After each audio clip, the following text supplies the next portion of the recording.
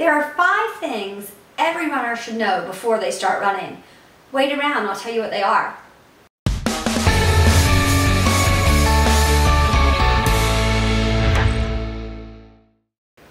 Hey guys, it's Ann Brennan with Ann's Running Commentary. I am coming to you today with the 5 things I wish I'd known when I started running. First of all, I wish I'd known that there were training programs out there. I wish I hadn't reinvented the wheel myself. So I'm going to tell you the best one I have found for coming from the couch and going to your first 5K is a Couch to 5K program over at reddit.com. I'll put a link below, but it's reddit.com and there's a subreddit called C to 5K. There's a program there, but there's also a lot of people. There's a lot of chat going on there from people who will inspire you, and they will tell you, if I can do this, you can do this. And I think that's a huge part of getting started. I wish I had had that when I began. I didn't, and I made it very, very hard for myself.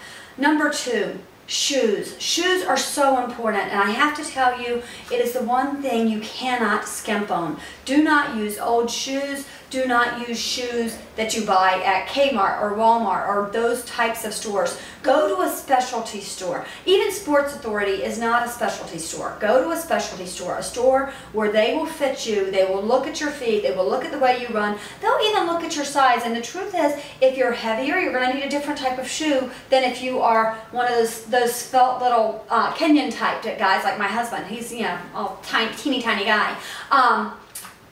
It's going to be a different shoe for you depending on what you weigh, depending on how you're shaped, depending on what your goals are. All of those things, and a specialty running store can get you there. If you don't have one in your area, I'm going to put a link to Optimal Run down below. They are awesome. Actually, I'll talk to you in another video about them because they've done something really cool for me, and I'll share that with you. I may even be able to get them to give you a discount. I bet I can.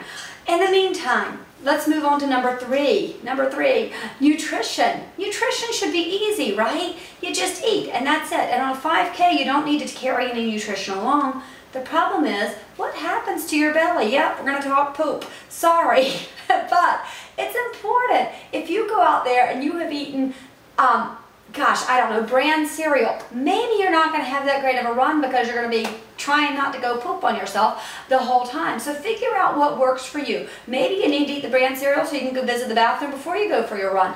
I know, runners talk about the craziest thing, and poop is one of those things. So let's get that one right out there. But think about your nutrition. Think about what you're eating before. Are you the type who needs to eat before? Are you the type that needs to eat after? Will a bran muffin be great for you because it gets things moving? Will a cup of coffee work for you? Figure all those things out. It's not a science because you are different than I am. Everybody's different. Go out and figure out what works for you. My husband, he eats half a banana. He's great. I have to eat breakfast, wait around for a while, get my business done, and then move on out there. So 3 is nutrition. Number 4, walking is not a sin. Walking doesn't make you a loser. Walking is not something wrong. Walk, for crying out loud. I do. In my Ironman last year, I walked at every mile marker. I walked a full minute at every mile marker, and the truth is I walked the entire 2 last miles of that race because I just had nothing left in me, and that doesn't make me any less of an Ironman. It doesn't make you less if you need to walk. Some people will do a run 1 minute, walk 1 minute, run 1 minute, walk 1 minute. They'll do that. Sometimes you don't need to do that. Personally, I think in the beginning it's great to start at running for 5 minutes and walking for a minute. I think that's a great system, but find what works for you because, again, that's going to depend on what you're shaped like. If you are 100 pounds overweight, you may not be able to run that full 5 minutes. And if you can't, guess what? You're not a loser. You're not. Don't let anybody tell you that walking is bad. And number 5, none of this is rocket science. When I first started, I read Runner's World. I'll put a link to that. But Runner's World I read religiously, and I thought, oh my God, I'm an idiot. What the hell is a fartlek? Sorry. What is a fartlek? What is a interval? I don't understand what they're talking about here. But I learned, and in the beginning I would read things that made sense to me, and then I started reading the things that didn't make sense, and I tried to figure them out. And that's what you'll find. Take the time. Understand that this is a process. You want to run for the rest of your life, not for the next 3 months, not for the next 2 weeks. You want this to last for a long time. So learn it, but take your time about it. It is not a matter of figuring it all out right now.